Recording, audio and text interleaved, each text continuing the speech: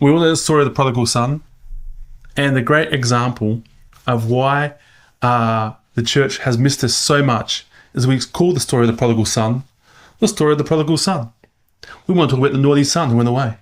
But it's a story of two sons told by a third son. It's a story of two sons. A farmer had two sons. And the older son is the son that most applies to us. So we all know the story. A farmer has two sons, and the younger son says, "This is nonsense. Give me my inheritance." And he takes his inheritance and he goes and lives off in the world. He's with his father, with everything the father has, and he takes it and goes and lives in the world. And we as Christians love that story.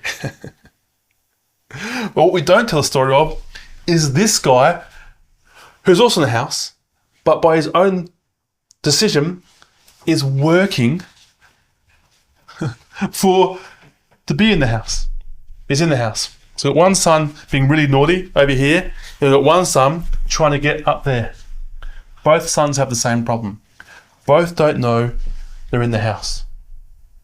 So this son, using knowledge of good and evil, okay, eating that fruit, he thinks he's doing a great thing, but evil's coming.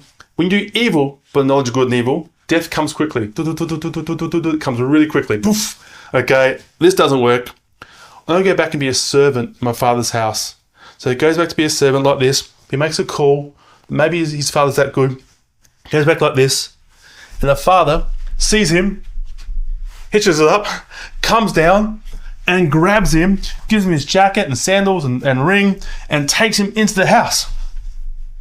And this guy, older brother, is like, what the? And then he gets a party, and he's angry because he's using good by the knowledge of good and evil, which is the same as using evil. It's one fruit, and death is coming. Here it comes. Here it comes. Here it comes. Here it comes. What have you done for this son of yours? Not even my brother anymore. I've worked hard for you. You haven't even given me a goat. I've been working so hard. The father says, "Hey, everything you have, I have, has always been yours. You can have it at any time." Both sons make a decision that their dad's not good. One by the knowledge of good and evil goes evil.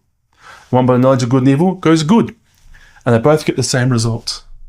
The one who was evil, because the clock moves faster, got to the end quickly, and he went into heaven, and the father came down and grabbed him. Then the father goes out to the son in the field and says, "Come in." And he's angry because the knowledge of good and evil has made murder. Because that's the nature of its father, the devil. And he's angry.